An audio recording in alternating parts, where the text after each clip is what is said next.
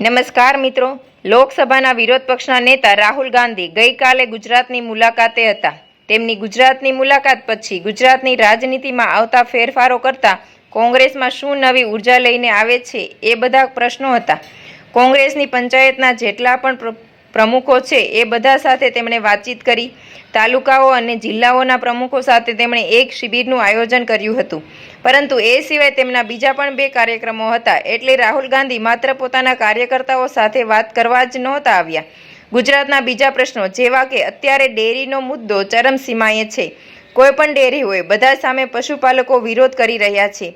ત્યારે તેઓ આણંદ ખાતે પશુપાલકો સાથે વાત કરવા ગયા હતા અને સાથે જ તાજેતરમાં બનેલી ગંભીરા બ્રિજ દુર્ઘટનાના પીડિતો સાથે પણ તેઓએ વાતચીત કરી છે અને આશ્વાસન આપ્યું છે કે તેઓ જે મુદ્દો છે તે લોકસભા સુધી પહોંચાડશે અને પશુપાલકોને પણ સાંત્વના આપી છે કે લોકસભા સુધી તે તેમની વાતચીતને પહોંચાડશે. ડેરીના કૌભાંડોના વિષય પર પણ તે લોકસભામાં વાત કરશે. ધન્યવાદ.